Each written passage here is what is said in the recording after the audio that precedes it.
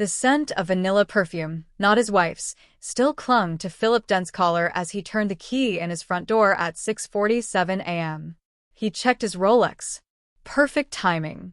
His wife Selena would be in the kitchen right now, humming that soft melody she always hummed, arranging fresh flowers, brewing his favorite Colombian roast. She'd smile that trusting smile when he walked in, ask about his business trip, and never question why his phone had been off for 12 straight hours. Predictable. Safe. Boring. Philip smoothed down his shirt, ran his fingers through his disheveled hair, just enough to sell the exhausting night closing a deal story, and pushed open the door. But there was no smell of coffee. No soft humming. No Selena. Just silence. And on the marble entryway table, illuminated by the cold morning light, sat a thick manila envelope with blood-red lettering. Legal documents. Immediate attention required. Philip's smug smile faltered.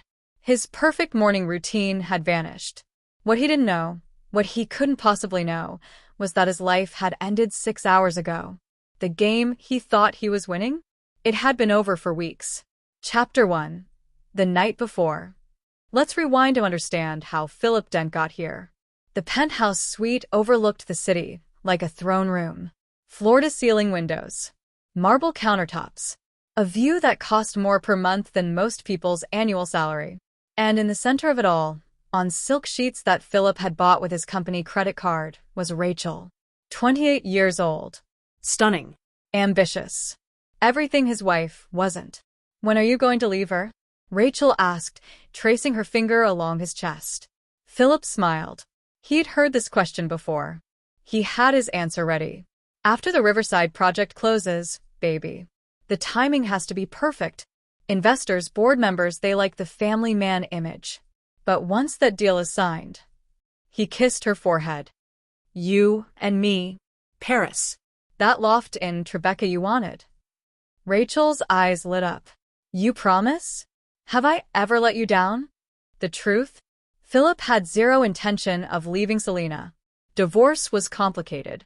Divorce was expensive. And frankly, he liked having his laundry done, his meals prepared, and his house immaculate. Why would he give up the perfect domestic setup? Selena was the anchor, steady, reliable, boring.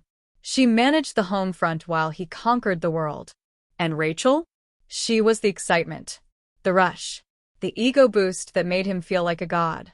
Philip Dent thought he had it all figured out.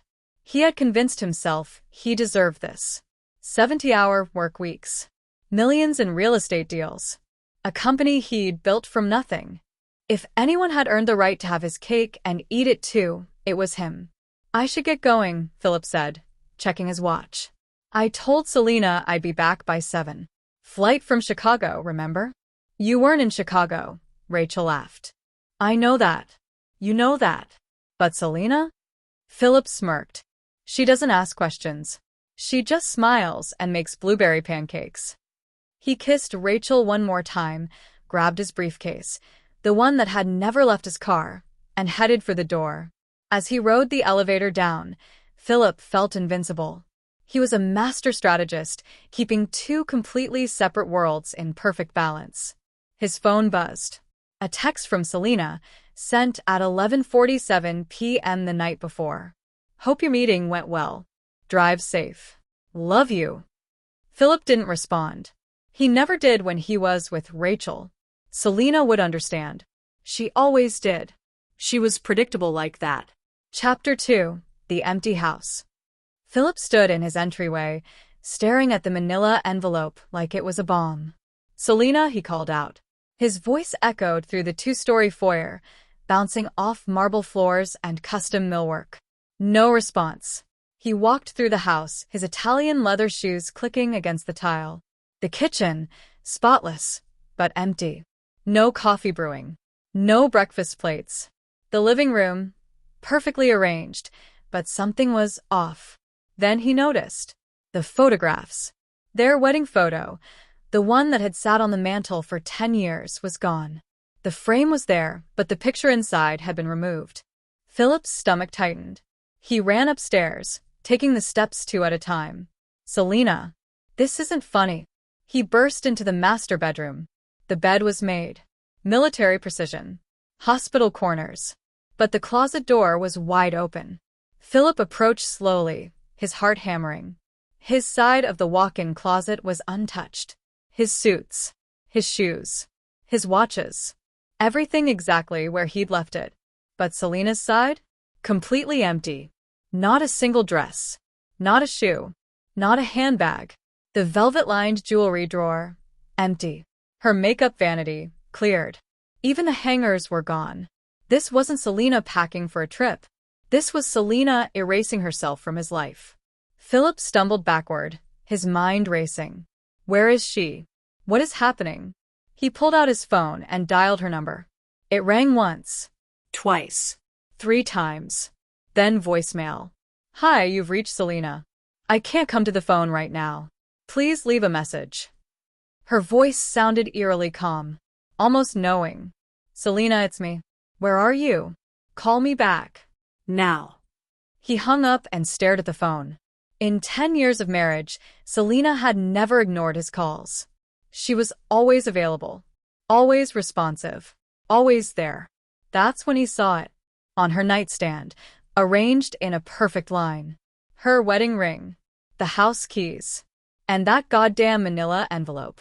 Philip's hands trembled as he picked up the envelope. It was heavy, official, and stamped across the front in bold letters. Garrison and Whitmore LLP, Family Law Division. Philip's blood ran cold. Garrison and Whitmore wasn't just any law firm. They were the sharks, the nuclear option, the firm billionaires hired when they wanted to destroy someone in divorce court.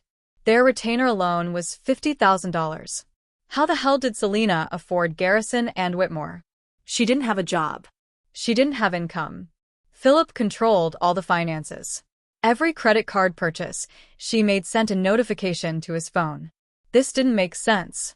With shaking hands, he tore open the envelope. The first page nearly stopped his heart. Petition for dissolution of marriage. Petitioner, Selina Marie Hartwell Dent. Respondent, Philip James Dent. Grounds, adultery, fraud, breach of marital contract. Philip's eyes scanned the page, his vision blurring.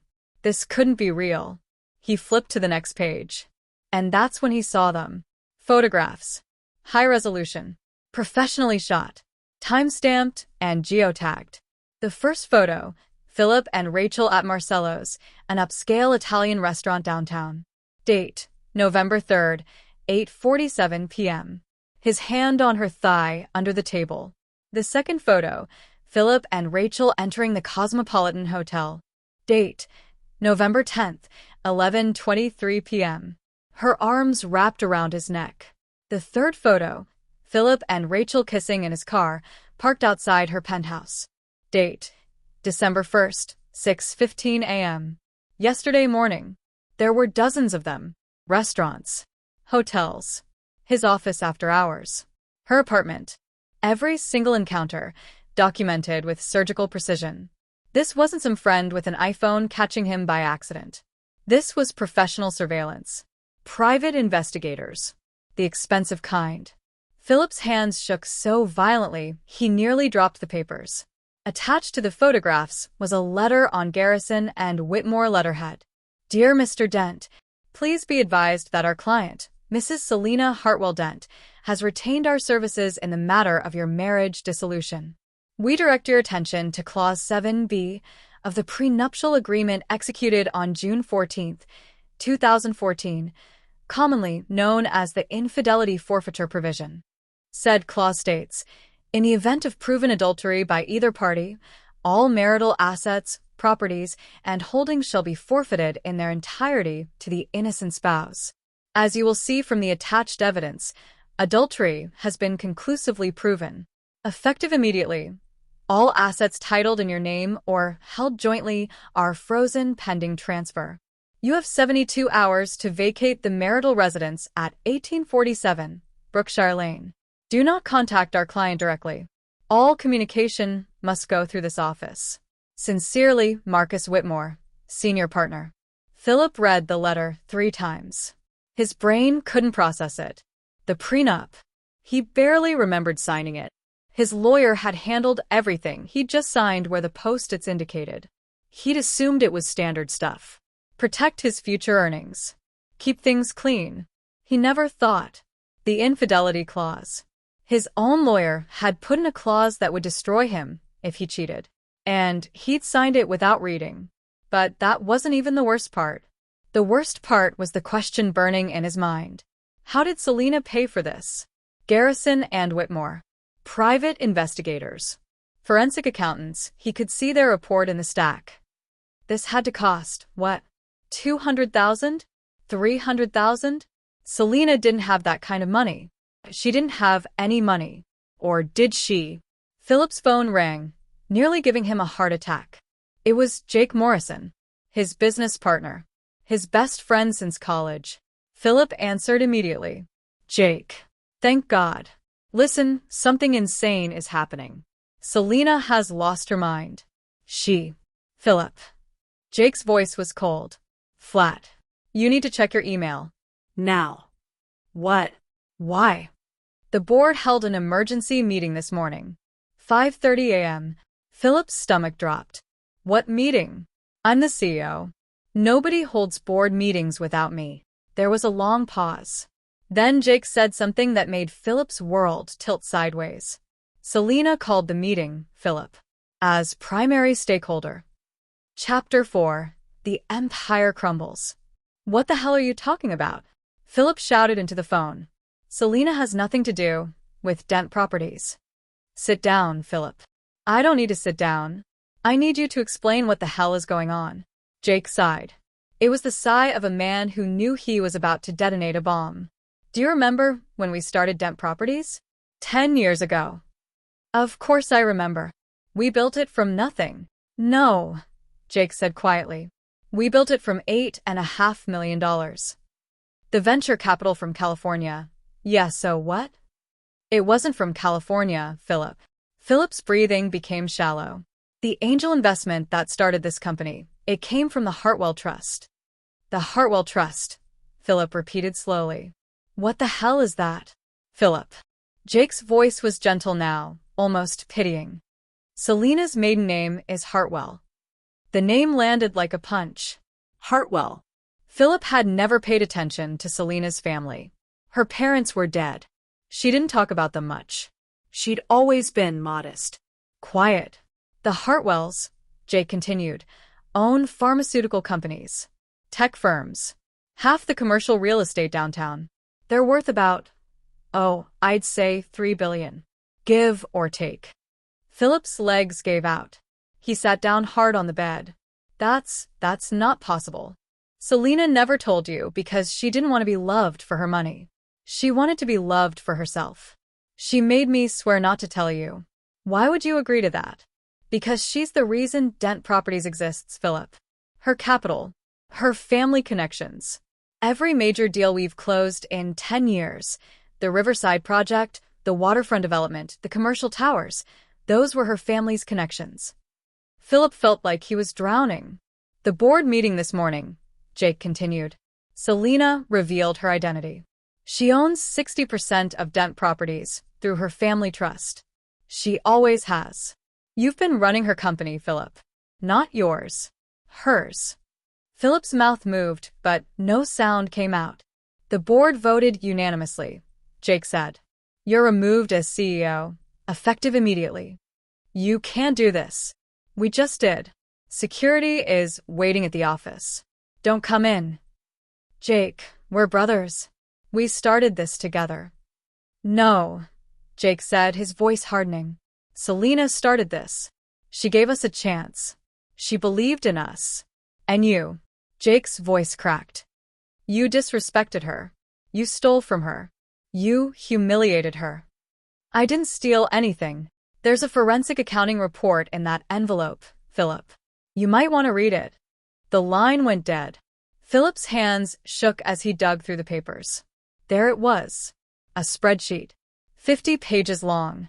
Unauthorized personal expenditures categorized as business expenses, 2021 to 2024. Every gift he'd bought Rachel. Every hotel suite. Every business dinner that was actually a date. Rachel's apartment rent, $4, $500 a month, categorized as contractor housing. The Cartier bracelet, $18,000, listed as client appreciation gift. The weekend in Napa, $12,000, filed under team building retreat. Line item after line item after line item. At the bottom of the final page, circled in red, total misappropriated funds, $427,000. Below that, in Selena's handwriting, I knew about every single charge, Philip. I was waiting to see if you'd stop. You never did. And at the very bottom, printed in bold, 18 U.S. Code Section 1343, wire fraud 18 U.S. Code Section 1344, bank fraud 26 U.S. Code Section 7201, tax evasion. Philip's vision blurred. She wasn't just divorcing him. She was going to have him arrested. Philip tried his wallet. He pulled out his Black American Express card, the one with no limit. He dialed the number on the back. American Express Platinum Services, how may I help you? I need to book a flight. Immediately. One way to... I'm sorry, Mr. Dent. Your account has been suspended. Philip's heart stopped. Suspended? That's impossible. Run it again. Sir, we received a court order this morning freezing all credit lines associated with your name, pending litigation. He tried his Visa. Declined. His MasterCard. Declined. His bank account locked. His investment accounts frozen. Every financial door slammed shut simultaneously. Philip ran down to the garage. His Porsche Panamera sat gleaming in the morning light. He jumped in, pushed the start button. The dashboard lit up with a message. Lease terminated. Vehicle disabled. Contact dealer. The car was leased through the company. Selena's company. Philip screamed and slammed his fists against the steering wheel. His phone buzzed. A text from an unknown number. Your passport has been surrendered to the court as a flight risk precaution. All international travel is prohibited. Garrison and Whitmore, LLP. Philip stared at the phone. No money. No car. No passport. No escape. Selena had systematically dismantled every avenue of retreat. In desperation, he dialed Rachel. She answered on the third ring. Philip? Why are you calling me? I thought you went home. Rachel, listen to me. Selena found out. She's filing for divorce. I need... Hold on. Her voice changed. I just got an email from HR. Philip's blood ran cold. What does it say? It says you've been terminated for financial irregularities and that there's an investigation. Her voice rose in pitch. Philip, it says my name is in the report. That apartment you're living in, you paid for it with company money? It's temporary. I can explain. They're auditing everything, Philip. Every expense you approved. Every transaction. Rachel, please. I just need a place to stay for... Her voice turned to ice. I didn't sign up for this. What? I liked the lifestyle, Philip. The dinners. The gifts. The access. I didn't sign up for poverty and prison. Rachel. Don't come here. Don't call me. I'm deleting your number. Click. Philip stared at his phone. The woman he'd risked everything for had just thrown him away like trash. And in that moment, Philip Dent realized something devastating. He had traded a loyal wife for a mercenary. And the moment the money dried up, the mercenary did exactly what mercenaries do. She abandoned ship to save herself. Chapter 6. The Final Confrontation. Philip, with nowhere else to go, started walking. He dragged a suitcase down the long driveway of the mansion he'd just lost. That's when he saw them. Black SUVs pulling up to the house. Attorneys in sharp suits stepped out. Then police officers. And finally, Selena. But she didn't look like the Selena he knew. She wore a tailored charcoal suit that probably cost more than his first car. Her hair was pulled back in a sleek bun. Designer sunglasses. Heels that made her look 6 feet tall. She looked like a CEO. Because she was one. Philip dropped his suitcase and ran toward her. Selena. 2 police officers immediately stepped in front of him. Sir, step back. That's my wife. Sir. You're trespassing on private property. Step back or you will be arrested. Selena removed her sunglasses and looked at Philip with the detached curiosity of someone examining an insect. You're trespassing, Philip, she said calmly. The property deed was transferred to me at midnight. This is my house now. I built this house. Selena's laugh was soft. Pitying. You built nothing, Philip. You managed assets I provided. My family's money bought this land. My trust funded your company. My connections opened every door you ever walked through. I didn't need you to provide for me. I needed a partner. But you were too busy pretending to be a big shot to notice who you were actually married to. Philip felt tears stinging his eyes. 10 years, Selena. Doesn't that mean anything? For a moment, just a moment, her expression softened. It meant everything, she said quietly. Until you decided a 28-year-old with nice legs was worth more than our vows. Her attorney stepped forward and handed Philip a plastic grocery bag. Your dry cleaning and phone charger. Mrs. Hartwell isn't heartless. Selena put her sunglasses back on and turned toward the house. Wait, Philip shouted. What am I supposed to do? I have nothing. Selena paused at the doorway. She looked back over her shoulder. You have your freedom, Philip. That's what you wanted, wasn't it? To be free of the boring wife. She smiled, a smile that didn't reach her eyes. Go live it. The door closed. The sound echoed like a gunshot. 3 years later, the minimum security federal facility in Pennsylvania smelled like industrial cleaner and regret. Philip Dent, inmate number 84729, sat in the library, stacking returned books. His hair had gone gray. His face was gaunt. The arrogant set of his jaw was gone, replaced by the permanent sag of defeat. He'd taken a plea deal. 3 years for fraud and embezzlement. His lawyer said going to trial would mean 15 years. A younger inmate named Marcus slid into the seat across from him. Yo, Phil. Check this out. Marcus held up a contraband tablet. Isn't this your ex? Philip looked up. On the screen, a news broadcast. Hartwell Real Estate Empire unveils billion-dollar sustainable housing initiative. And there she was, Selena, standing at a podium, radiant and powerful, cutting a ribbon at a new affordable housing development. Next to her, holding her hand, was Jake Morrison, the reporter's voice. Ms. Hartwell, you and Mr. Morrison recently announced your engagement. Congratulations. Selena smiled at Jake, a smile full of genuine warmth. Thank you. Jake and I have been friends and colleagues for over a decade. After removing some toxic elements from our company, we've been able to focus on sustainable growth and giving back to the community.